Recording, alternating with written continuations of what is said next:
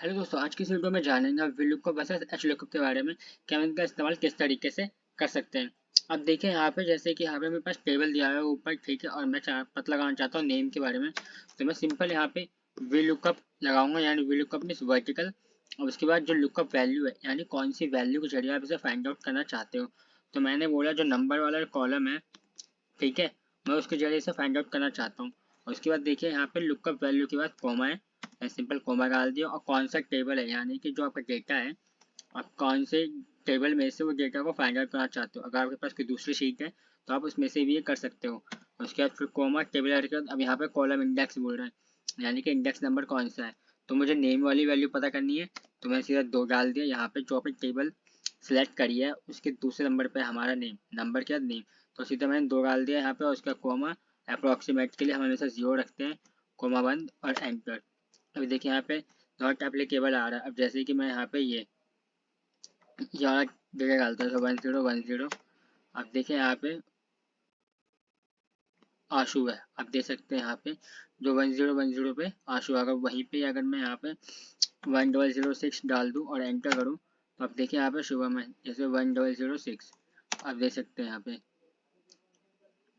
अब वहीं पे हम चाहेंगे एक्चुअली लुकअप के बारे में पता लगाना, तो इसके लिए मैं यहाँ पे जो टेबल है इसको सिलेक्ट किया और कॉपी किया और नीचे आके इसे सिंपल मैंने पेस्ट कर दिया। आप देखिए all using source theme use किया, उसके बाद मैंने इसे ट्रांसपोज कर दिया। जब डेटा आपका इस फील्ड में हो तब हम यहाँ पे HLOOKUP को यूज़ करते हैं हॉरिजॉन्टल। आप देख सकते हैं फिर से मैं यहाँ पे आया, मैंने HLOOKUP लगाया, ठीक है। और उसके बाद फिर वही कि हमें कौन से नंबर के जरिए, यानी कौन सी फील्ड के जरिए आपको वैल्यू फाइंड आउट करना है, यहाँ पे हमने सेलेक्ट कर लिया। अब उसके बाद देखिए यहाँ पे फिर हमने टेबल ऐड, यानी कि जो डेटा है वो आपका कहाँ पर है, तो डेटा मेरा इस टेबल में है। तो मैंने इसको सिलेक्ट किया, जैसे कि मैंने कहा था कुछ दूसरी सीट है तो आप उसमें से भी सिलेक्ट कर सकते हैं। फिर मैंने यहाँ पे कॉमा डाला, ठीक है। अब यहाँ पे बोल रहा है रो इंडेक्स, यानी कि कौन सी रो है आपकी। अब यहाँ पे हमारी जो रो है वो दूसरे नंबर पे है जो हमने डेटा सेलेक्ट करी थी, यानी टेबल, तो उसमें हमने 2 डाला। अब उसके बाद फिर यहाँ पे कॉमा डाल दिया, जैसे कि यहाँ पे दिया हुआ है, ठीक है। अब उसके बाद देखिए जैसे रो इंडेक्स डाल दिया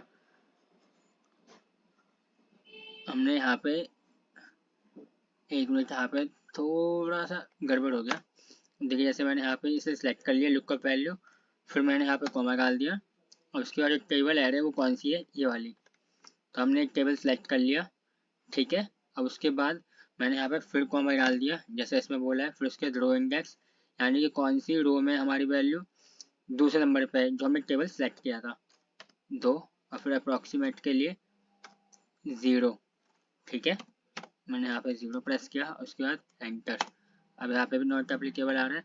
तो यहाँ पे देखिए नेम है ना, और मैं जैसे यहाँ पे डालता हूँ 1001, अब देखिए यहाँ पे आशु आ गया। आप देख सकते हैं यहाँ पे आशु है, ठीक है। अब वहीं पे मैं अगर डाल दूँ यहाँ पे 1005, तो यहाँ पे देखिए हिमांशु है, आप देख सकते हैं। उसी तरीके से अगर आप यहाँ पे कुछ भी नंबर वैल्यू डालेंगे तो उसी तरीके से आप फाइंड आउट कर सकते हैं। अब यहाँ पे अंकित है 1009 पे, आप देख सकते हैं कि मैंने कितनी इजीली सब चीज़ें फाइंड आउट करना ईजी हो गया हमारे लिए। आप चाहो तो इसमें और अलग तरीके के फंक्शन यूज़ कर सकते हो। अभी जैसे कि मैंने यहाँ पे खाली नेम का पता लगाया, अगर आप चाहो तो आप एरिया, लिस्ट या स्टार्ट डेट, एंड डेट, या फिर जैसे डेजिग्नेशन है, जैसे हमारा डेजिग्नेशन है इस टेबल में कहाँ पे आता है, जैसे फर्स्ट, सेकंड, थर्ड नंबर पे आ रहा है। तो अब मैं यहाँ पे सीधा जो अंकित है, यहाँ पे जो हमारी जो रो है, ठीक है, मैं इसको हटा के यहाँ पे थर्ड कर दूंगा।